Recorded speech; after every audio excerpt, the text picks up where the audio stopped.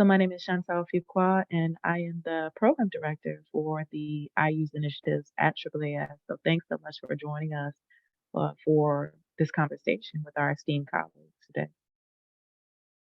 So please note that this presentation is being recorded. However, the breakout sessions will not be recorded. So we're only recording the content that colleagues are sharing about the wonderful research that they've been doing through their IUSE award. And there's information on the screen. If you need closed captioning, it is definitely available. And feel free to utilize that or to download the transcript. So again, welcome to our program, entitled Innovative Frameworks for Teaching and Learning. We are very excited to bring you two esteemed colleagues today, Dr. Melanie Cooper, who is the recipient of a special professorship, the LaPen Phillips Professor, basically. She is at Michigan State University, and she has an active IUSE award, which she'll be speaking about today. Our second presenter, Luanna Prevost, is an associate professor at the University of South Florida and the Ecological Society of America. She also has an active IUSE award that she will be discussing. More specifically, Dr. Cooper will be speaking about three-dimensional learning, how faculty can create active learning environments, and the tools, basically, and assessments that will be useful in order to implement that, possibly at your institution if you're interested. Dr. Prevost will be speaking about four-dimensional ecological education frameworks and specifically discussing the impacts in the particular discipline of ecology and helping colleagues understand how possibly you could apply this to other STEM disciplines and think about opportunities and resources to just further engage. If you need a little help, basically, with thinking about implementing or scaling up. So please join me in welcoming our speakers. Thank you so much to my colleagues. They have basically put a link to their bios in the chat. So at this point, I will go ahead and welcome Dr. Cooper to the floor. Dr. Cooper will be sharing her own slides.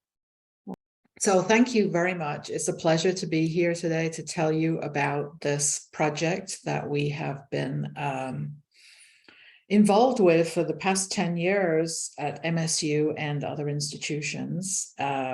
We do have an active IUSE grant right now, and it's going to be, I'm going to talk to you about this project and its inception and how it's going. So what is three-dimensional learning and why should we do it? So first, though, I want to introduce the cast of thousands because sometimes acknowledgements get short shrift. So there are many people involved in this project. These are just actually a few of them. We need to update this. We've got faculty in biology, chemistry, and physics from across 4 institutions: Michigan State, Florida International, Grand Valley State, and Kansas State. And we have been meeting every week for 10 years to talk about this. So, at the end of the talk, I'm going to give some of the research evidence on the impact of some of these courses. So I just want to give a bit of a shout out to some of the members of my research group in Mike Klinkowski, who worked with me on developing the chemistry three-dimensional courses and also NSF for funding.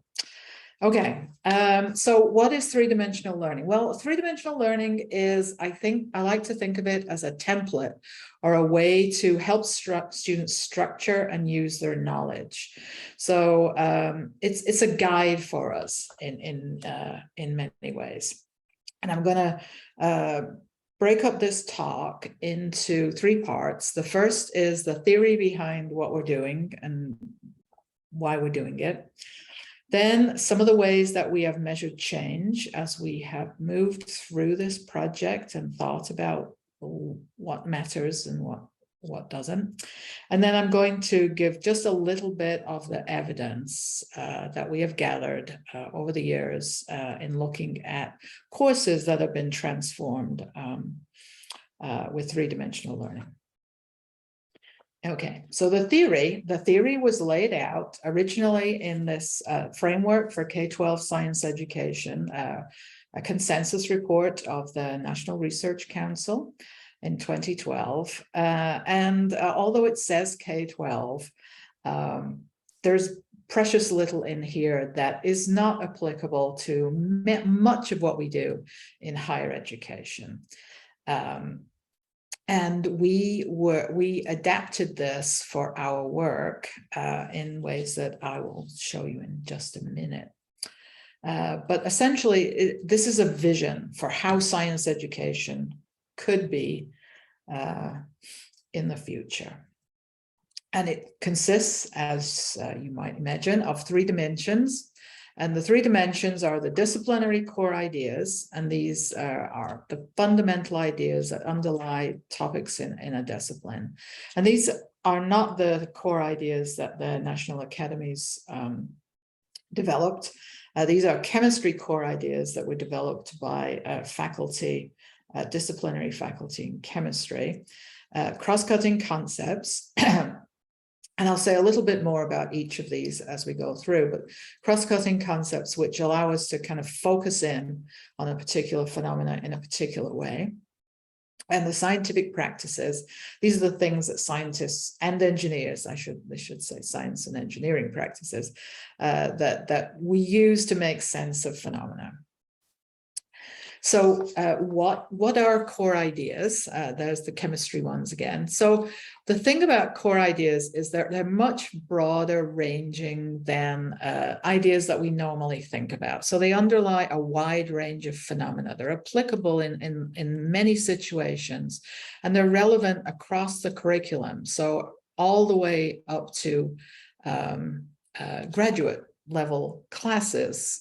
They underlie many of the phenomena that we discuss in scientific disciplines. They're predictive, so you can use core ideas to predict outcomes, and they're generative of new ideas and connections between ideas. And they're not topics. They're not the bits and pieces. They're not the chapter headings. They're not the fragments.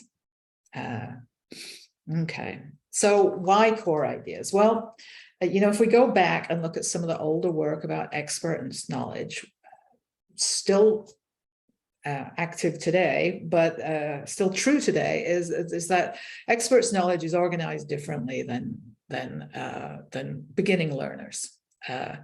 When we teach beginners, we do give them bits and pieces. We have fragments, skills, ideas, topics, and these pieces, if we're not careful, remain pieces of knowledge that are not connected. Ideally, we want to connect them together so that they're useful and so that they're generative. When you learn something new, you want your new knowledge to be connected to the old knowledge. And so what we're trying to do is by using core ideas, is to help students connect their knowledge to develop more expert-like frameworks. So the core ideas that we developed in our first approach was, here are the biology ones, which look pretty similar to vision and change. But core ideas are ideas. They're not things that you do with knowledge. So we don't mix up ideas and ways that you use knowledge here. Chemistry core ideas and physics core ideas. And these were, as I said, were developed, these are different than the ones in the framework, and they were developed by the disciplinary faculty who started on this project a long time ago. So theoretically then, constructing curricula around core ideas should allow students to link and contextualize their knowledge. So that's why we want core ideas. But how do we do that? We can't just say, well, here's, in chemistry, structure property relationships. We need to help learners connect their knowledge. And for that, we use the scientific and engineering practices, acknowledging that science is not just knowledge, right? It's a set of practices that we use, and both are essential. Here are the scientific practices, and I'll give you just a minute to look at them. And I will say that in all the time that I've been talking about this and proselytizing about three-dimensional learning, I never had anybody argue with me about this. I've had people argue about other things, but most people agree these are the things that scientists and engineers do. And these are the things that we want our students to do. And these are the things that help our students connect their ideas together. Okay, and then the last dimension are the cross-cutting concepts. They are ideas that are important to all disciplines. They've been called epistemic resources, rules of the game, or lenses to focus your attention on particular aspects. But they are important across all disciplines. You know, scientists do look for patterns. We do think about cause and effect, and it's surprising how often students get those reversed, for example. While sometimes cross-cutting concepts are thought of as connections across disciplines, and they can be, that doesn't necessarily mean that they have to be. So essentially, though, what we want to do is explicitly integrate these three dimensions into three-dimensional learning, not one at a time. We're not going to learn practices and then core ideas. We're going to integrate them together. And ideally, then, we'll build curricula around these core ideas that provide opportunities for students to use their knowledge by engaging in scientific practices and supporting connections that can be made across phenomena and ideally across disciplines. But we don't really know how to do that. I don't think very well. Plenty of work to do for sure. Okay, so anyway, so we started off at MSU. We used the framework, and we were fortunate enough to get one of those first grants from the Association of American Universities 10 years ago to support this work. And then we're able to extend the work from our gateway efforts to other levels of courses and to 3 other institutions. So now we're kind of a collaborative 3DL for us. I hope you see the clever logo there. As I say, we've been together for a long time now. And our change model is this idea that if we engage faculty to think about the core ideas, the 3 dimensions, it will promote change. Okay, we will promote change if we engage faculty in the kinds of activities that promote 3-dimensional learning. And therefore, it's going to lead to changes in classroom practice, and it's going to lead to changes in assessment practices, and ideally changes in learning. But we'll get to that in a bit. So the first part, though, engaging faculty.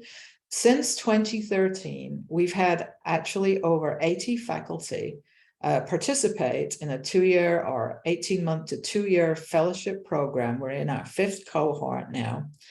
And we have essentially, certainly at MSU, had a significant impact on who teaches, particularly introductory courses, but up as high as senior level courses in some instances across the College of Natural Science.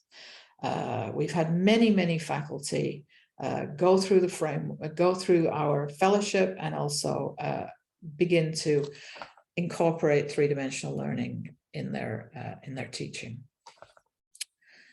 And when we do that, we need to know, well, are we having an effect? How is it, if we do something and nothing happens, does it matter?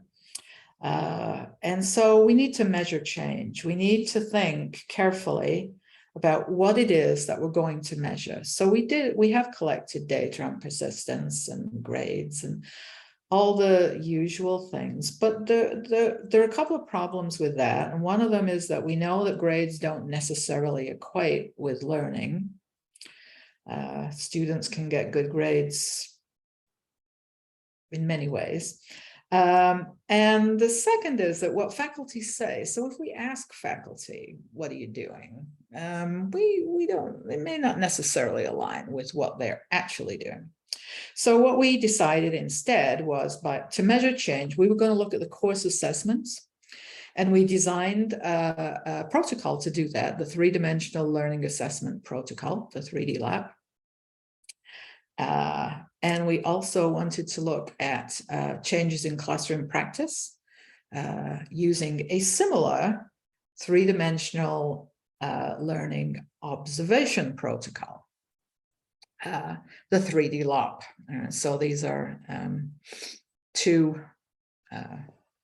protocols that allow us to identify some things about 3D learning. And what we did was we just took a lot of data. We collected a huge amount of data to evaluate what was happening. And this next study I'm going to talk about was about the Gateway Science courses. And we coded over 4,000 questions using the 3D lab across biology, chemistry, and physics. And because we don't have a lot of time here, I'm just going to talk about what happened in chemistry. As you'll see in a minute. So we use the 3D lab. And what it does is it provides criteria for each dimension. So it allows you to look at an assessment. It can be an exam question. It can be any kind of task that you give students. And you can identify whether it has a scientific practice, whether students are asked to engage in a practice, whether they're using a core idea and a cross-cutting concept. Now, what it doesn't do is tell you whether they're actually doing that. The 3D lab doesn't tell you whether students are actually engaging in three-dimensional learning, but it tells you whether what you're asking them has the potential to elicit evidence about it. So those are two separate things. But if you never ask students about to engage in 3D learning, you'll never know whether they're doing it or not. All right, so, and I have a quick example here. Again, it's chemistry. I apologize to the non-chemists.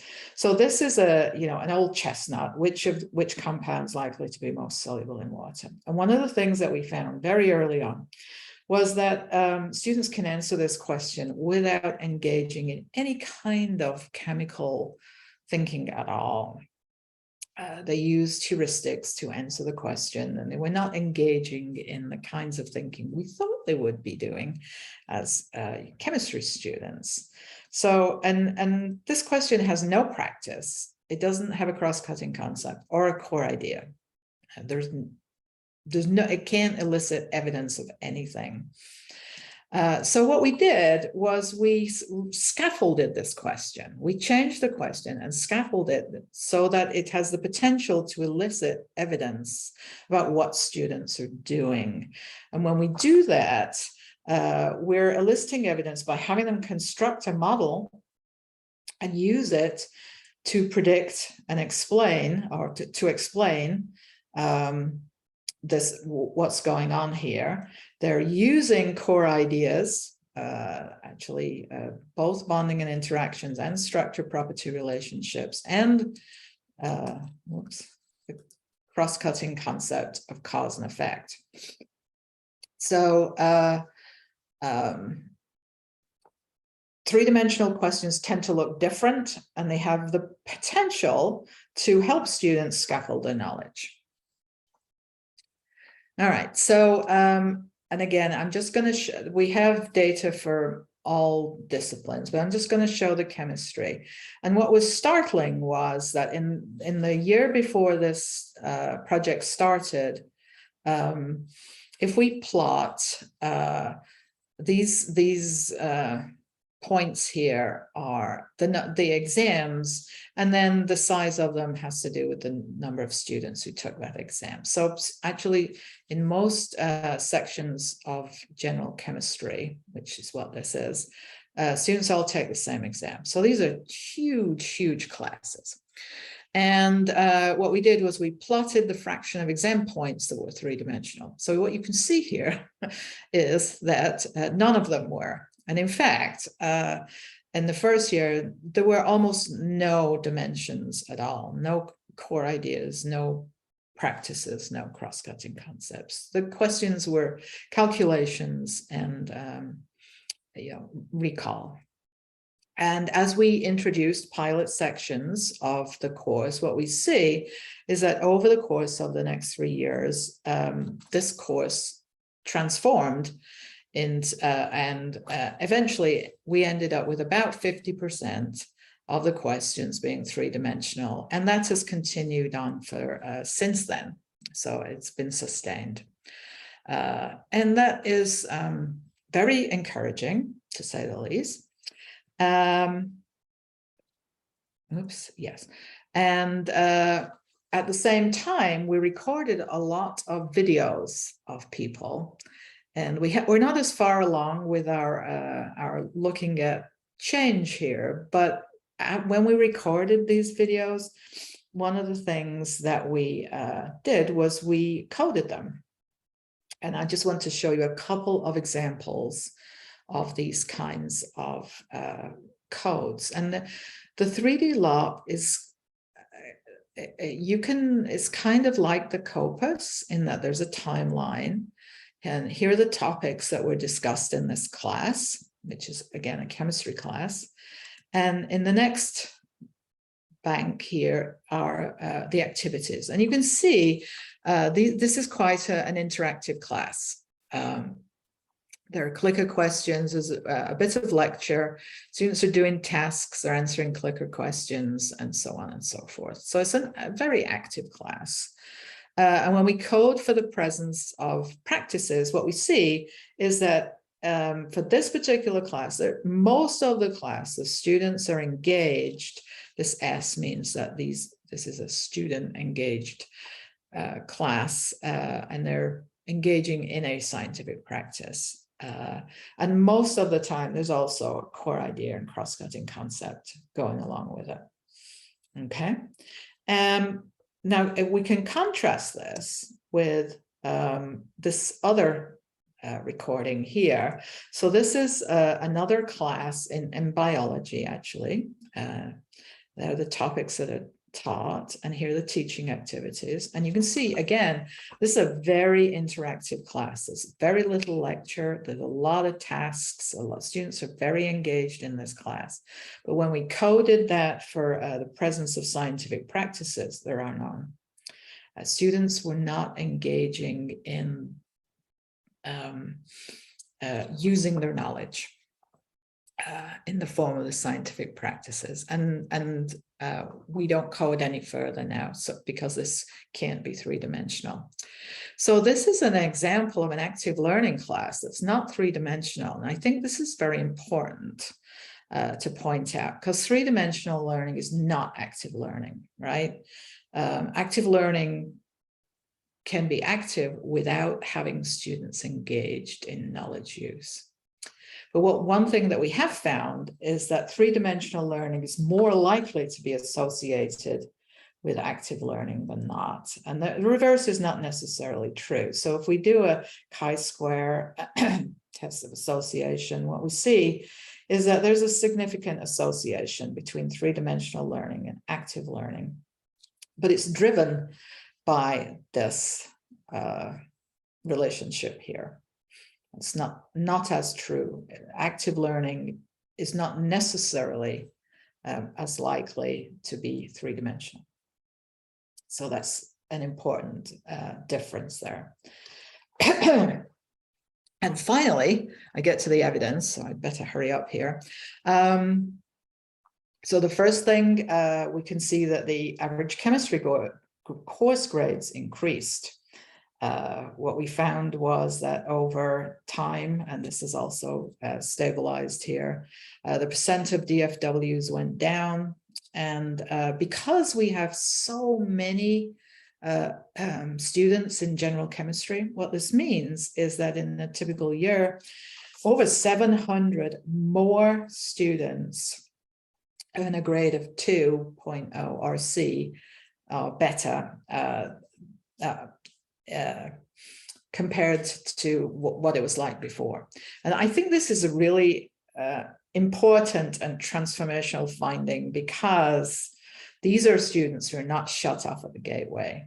We followed them through their curriculum. They're not failing the next courses. They're moving on through the curriculum just fine. These are 800 students a year who would have failed that first course back in the day. Just to show you that we're not dumbing it down, we did give a nationally normed exam and they did just fine. And we have investigated this and published our findings, and it's typically pretty good. Transformed courses tend to, students in transformed courses tend to be better able to engage in use of knowledge than traditional. And one of the things that we asked students to do was we asked students to draw a diagram of the important ideas in organic chemistry and why they're connected.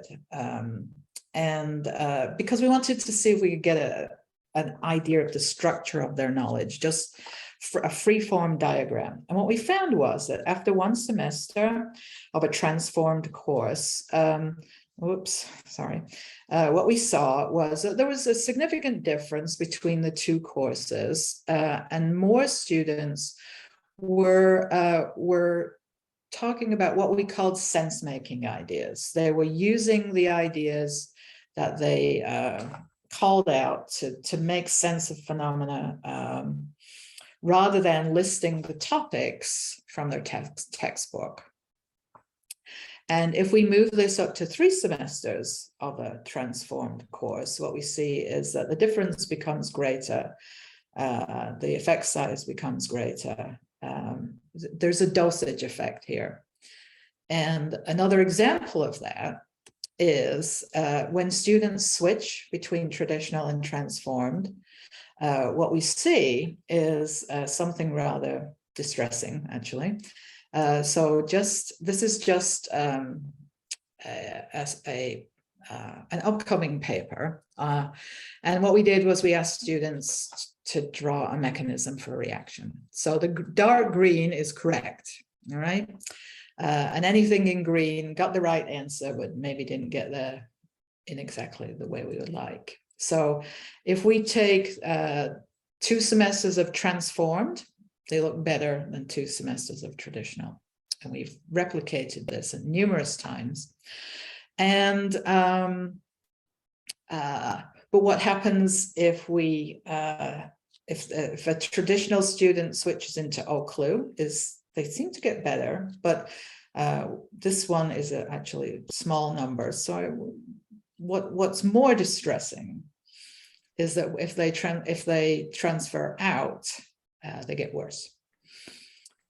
There's a dosage effect. What we see is that if we want students to engage in this kind of thinking, one course is not going to do it. One activity is not going to do it. And just to wrap up, more or less, when we asked students what they thought they were assessed on, what we saw was that students in the traditional course thought they were being assessed on memorization. They thought they had to memorize. They thought that was the goal of the course, which is kind of worrisome. And finally, this is a piece of work that just was published recently. Vanessa Relf, Nicole Becker, and Ryan Stowe took our data and looked at what happened to diverse students we know for a fact that general chemistry is a course that is success is usually highly correlated with math scores. And what we see here is that if we ask different kinds of questions, students who have underprepared backgrounds are not starting so far behind.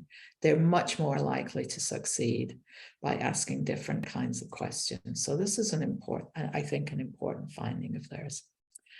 And so I hope I have given you just a brief overview of what three-dimensional learning is. It's a template. It's usually active learning, but it goes beyond it. We can assess it and guide instruction. Students in three-dimensional courses seem to do better.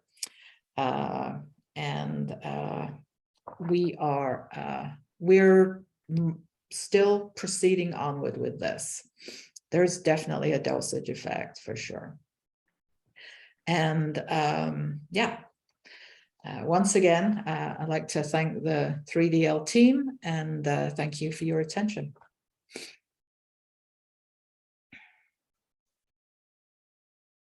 Dr. Cooper, thank you so much for that wonderful presentation. We really appreciate that you shared your work. And we would ask colleagues basically to wait and ask questions during the breakout period. So if you have a question for Dr. Cooper at that time, feel free to jot it down in the chat basically, but we ask if you can ask it at our breakout session so we can keep time. Now I would like to welcome Dr. Luanna Prevost to the stage to speak about her work.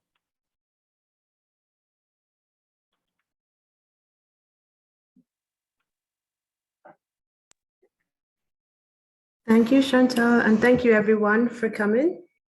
I appreciate you taking this time to inquire about and show your interest in these frameworks. Today, I'm going to talk to you about the Four-Dimensional Ecology Education framework of the Ecology Society of America. And it's a young framework. It was adopted in 2018.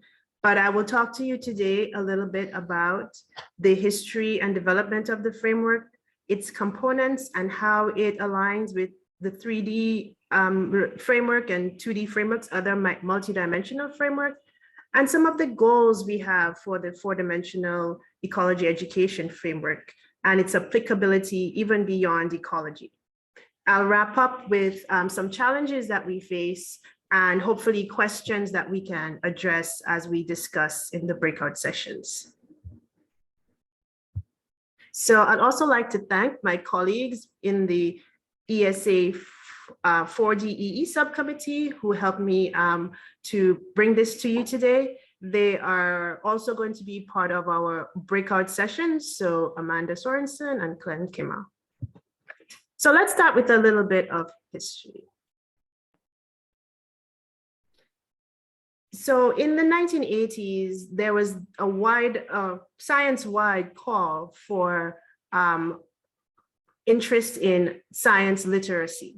And specifically in ecology, some of the problems that we were experiencing are societal concerns that led to the Ecological Society of America, ESA, really focusing on what do we need the public to be able to know and do with ecological knowledge.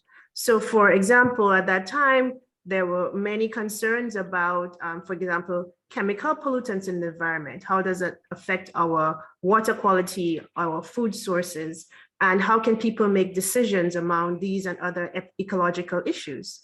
So the president of ESC at that time raised a call to focus on ecological literacy. And in this call, he focused not only on these issues of how matter flows between different media in order to address these concerns, societal concerns, but also to think about how do we communicate with this knowledge that ecologists are acquiring with the public in both a rigorous way, but also understandable. How do we include people's cultural perspective? And also, how do we include people's lived experience? So we are all ecologically situated in a certain area. How can we connect with those experiences? And from this initial call, we've had numerous publications and reports that focused on this idea of eco-literacy. And so some of our colleagues here today were key authors on these papers, and they raised challenges, but also concepts that ecologists should consider for not only undergraduate, but K-12 education. And part of this call was the Sustainable Biosphere Initiative, where ecologists were setting out their plan for what do we prioritize as we go into the 21st century. What are the ecological research questions and issues that we want to tackle? And key to that is the education perspective. What do we want students to be able to know and do when they join us as professionals, but also in their daily lives? And this led to a poll of members of the Ecological Society. And I'll actually dive into this poll a little bit more in future slides. So from this poll, the 4DE framework emerged, and a task force was charged with this duty of putting together the framework. And officially in 2018, it was adopted by ESA. And then from 2019, after its adoption, the 4DEE committee has been charged with implementing the framework, improving its adoption, and also having feedback that can improve the framework itself.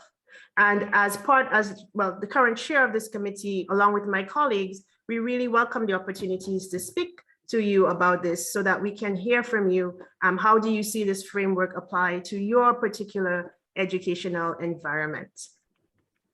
So while this was going on, ESA and its members were not thinking about this in isolation. At the same time, we had scientists and biologists thinking about other frameworks as well. So you may be familiar with the Vision and Change, which looks at a two-dimensional framework where we see scientists, educators, biologists, students have come together to identify some core biology concepts as well as biology competencies. And then we just had a great introduction to the framework for K-12 science education, which focused on the disciplinary core ideas and the practices. And then a third dimension, the cross-content concepts, which help both focus and link the sciences and engineering. So with this approach, we have two-dimensional, three-dimensional frameworks. What about the fourth dimension? Like, where does it come from and what inspired this additional dimension? So for ecologists, the fourth dimension was really elucidated in this survey that I mentioned earlier.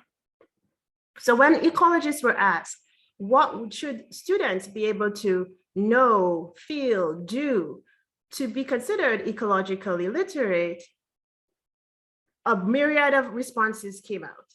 And from this, we can start with the largest set of responses, which were ecological concepts that did not necessarily include humans. So we see that this was the most common set of elements that were described by ecologists that were surveyed.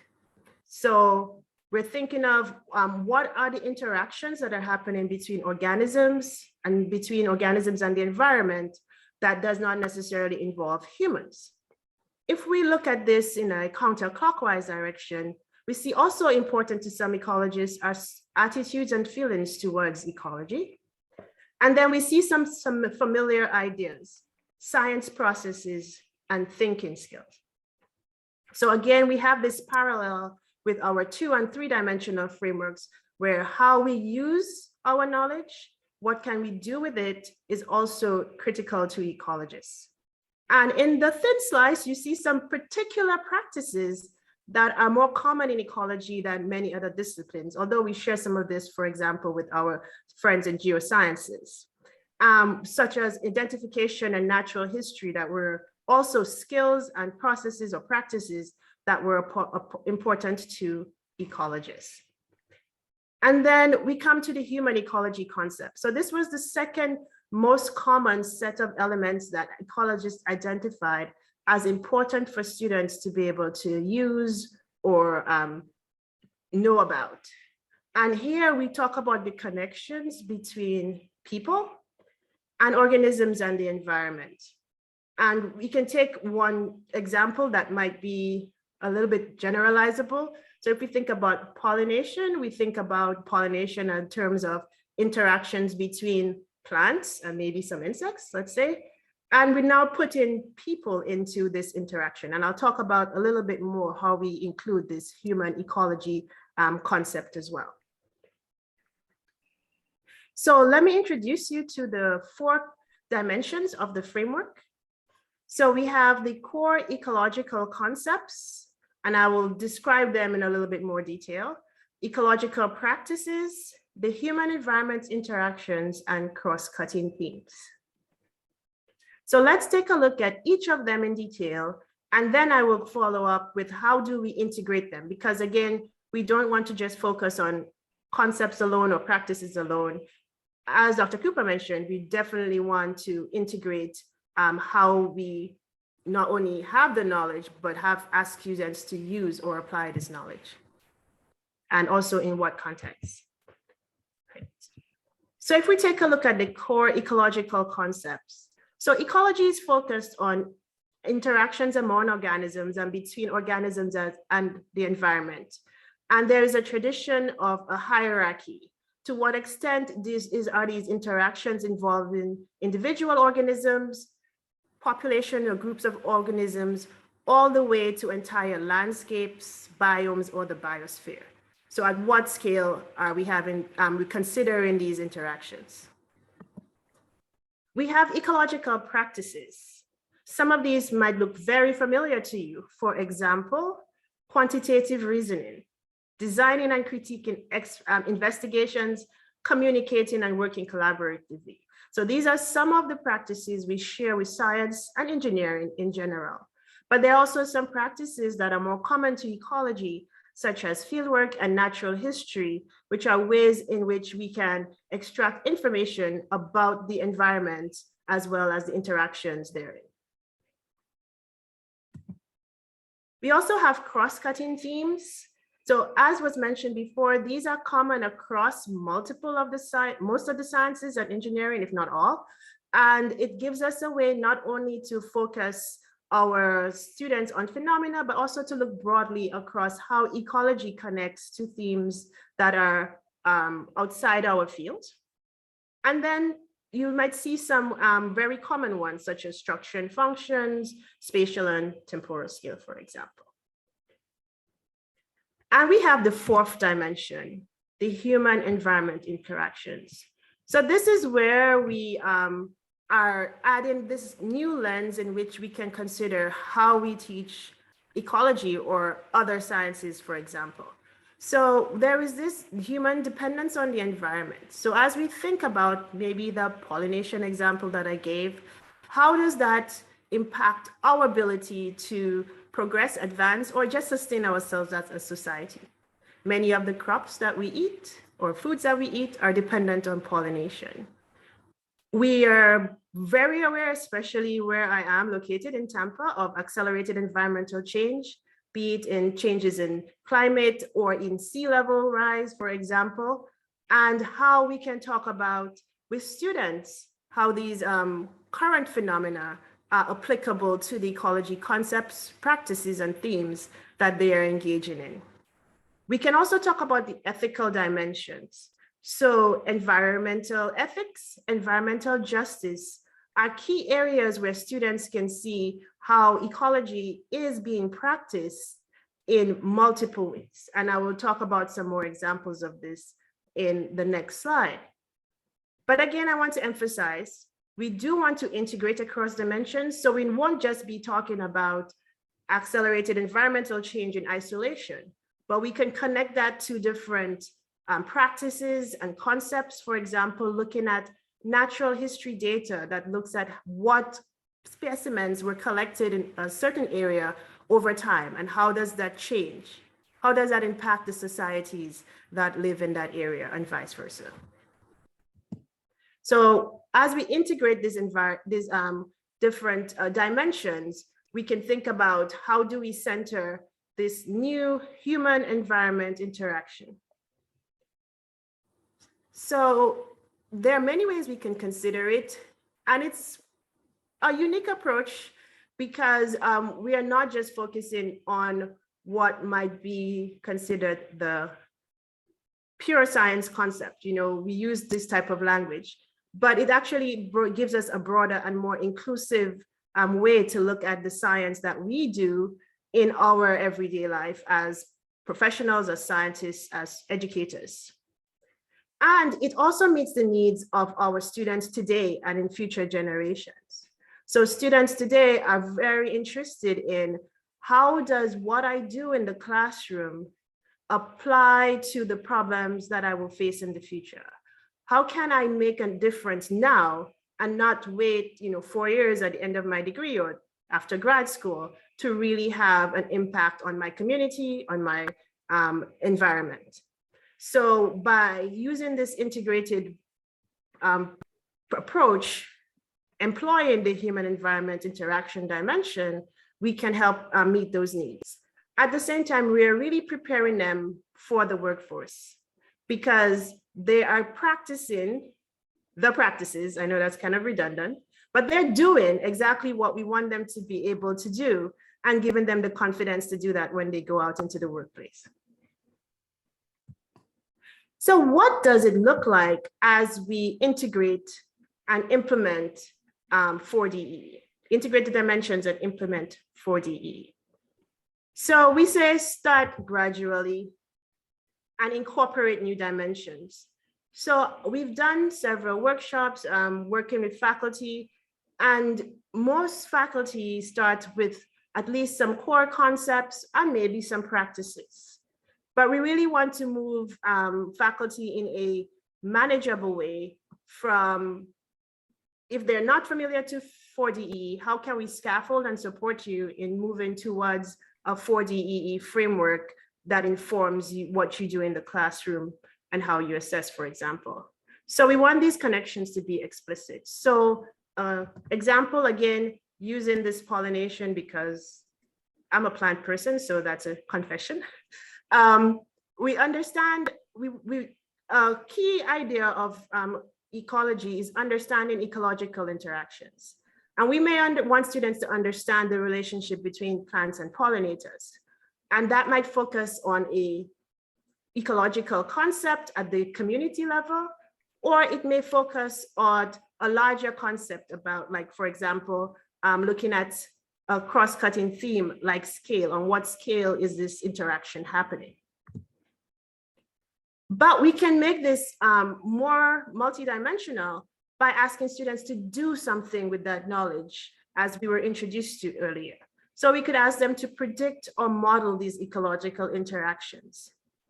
Furthermore, we could ask them to model these interactions. We could interpret data about these interactions, but then we bring in the impact of human activities. So how does, for example, pesticide use, deforestation, any human development, how do those things impact the ecological interactions that we're interested in? What does the data show? Can you predict what the data might look like in the future? So this is one way to integrate so that we're asking students to not just do rote memorization, but actually to use that knowledge and apply it to real world scenarios. And of course, we definitely want to align objectives and assessment. So one of the things we are trying to think about today is how do we assess? We have a great model with the 3D lab for assessing, building assessments that focus on multidimensional learning. And we are moving towards thinking about this fourth dimension and how that fourth dimension can be included as well. So with that focus on integration, we have the ability to connect with some best practices and things that have been shown to improve student learning. So through our multidimensional approach, where we connect field experiences through probably fieldwork, quantitative assessment, and ecological concepts, we can harness field experience or undergraduate research experiences that have been shown to increase student learning and engagement with science. We also have other high impact practices like community engagement that tie in well with our human environment interactions. So this allows students to integrate and communicate their knowledge with the general public, with specific interest groups, with cultural organizations, and to have an impact in the area where they live or where they go to school, and see how the ecology that they learn applies more broadly. They can address issues of environmental justice and ethics, or even climate change, for example. And 4DE has the potential to support inclusive educational practices. So some inclusive pedagogies are including opportunities for student choice. If we teach and engage students more abstractly in our concepts, we may bring, and this is something that many of us tend to do, we may bring our community, our organism of interest into the classroom as biologists. And we have opportunities for student choice by allowing them to integrate the human dimensions or human environment interaction dimensions, where they can connect to issues or topics that are of their interests, as well as connecting to communities that are important to students. By pairing or integrating our practices, we help students build self-efficacy and the confidence and community that they need in order to feel at home in the ecology workplace. And we want to explicitly illustrate the connections between ecology and other disciplinary interests, because 4DE is not just for ecology majors. We have a working group right now that is really intensely focused on how do non-majors interact with this framework, or who faculty who teach non-majors interact with this framework. So how can we engage students who are in business, arts, environmental science with these ecology concepts and see how it applies to their disciplinary interests? And to do so, we can address the curriculum at many levels. So we may begin at the lesson level or the module level and work with faculty to add more dimensions to their current curriculum, or at the course or program level. We also want to consider informal learning, because the more we make ecology education relatable, the more we can bring in not just students in the classroom, but everyone who has an interest in these issues that affect us all. And to do this through the human dimensions, we also have to connect with the social sciences. So a lot of the pedagogy that will be incorporated is informed by ideas in, for example, sociology, economics, as we think about resource management, ethics, and justice. So we are really integrating both the disciplinary ideas of ecology, but also connecting with other disciplines as well. But we think 4DE also has the ability to inform other disciplines, not just draw from them. So what might it look like if we add these 3 or 4 dimensions to other areas of biology? So for example, microbiology, or even to the physical sciences, or maybe even engineering. Can the human environment interactions also present a way to connect to authentic practices, real world issues for these other disciplines, while integrating their key concepts and their practices as well? So as we go forward, I would like to present some questions that we can think about.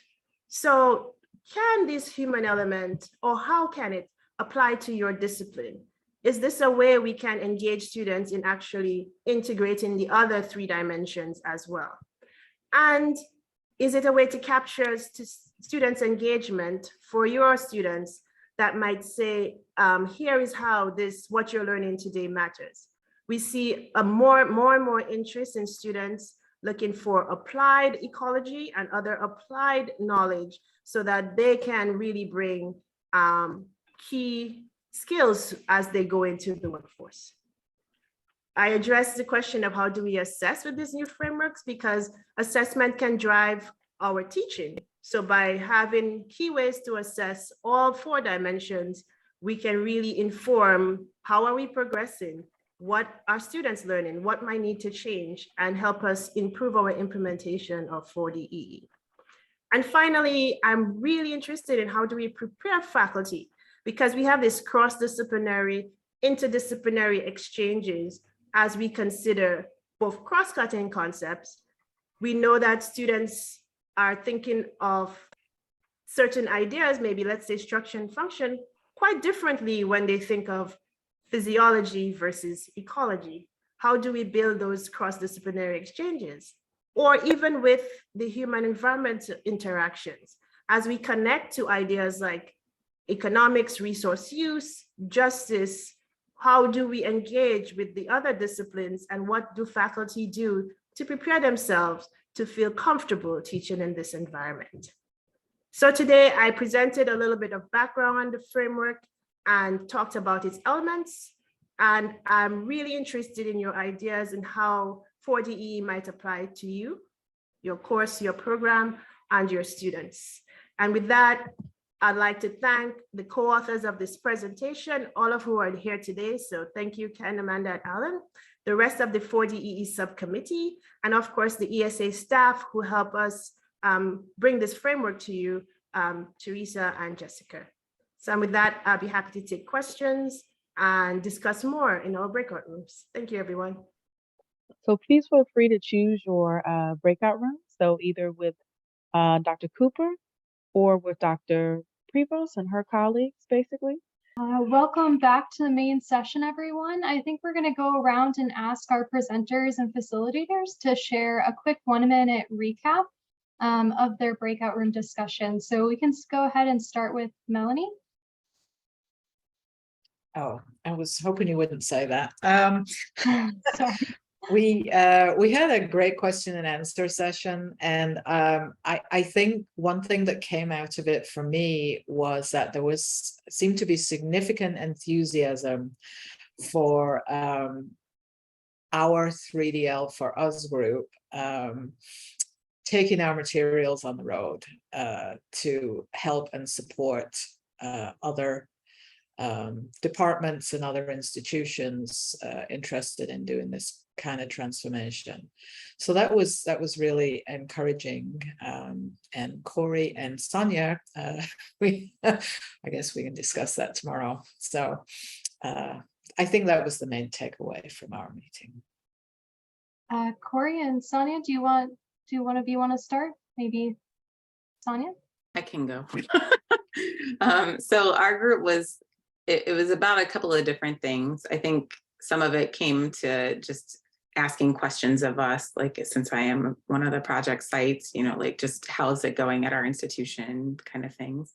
But one of the things I think that was interesting that came out is the discussion of like, how do you get it started at your own institution, right? And then there were some conversations of, is it helpful to have a DBER person at your institution or not? And I think a lot of it comes down to the theories that we see out there of a change agent, right? And who wants to take on that charge of a change agent? And it doesn't always have to be a DBER person by any means, right? I think sometimes if they're more in a power, they have more position than I do, right? To get people to change. And so I think it's thinking about what are some of those baby steps and trying to do that, getting people to think about what do they really want their students to know and how do they want them to know it, are some of those baby steps to get people to discuss and care about it. If you have like a PD center or like a center for teaching and learning, that's a place that maybe you can get some movement in your institution too, beyond your department. So those were some of the things we were talking about.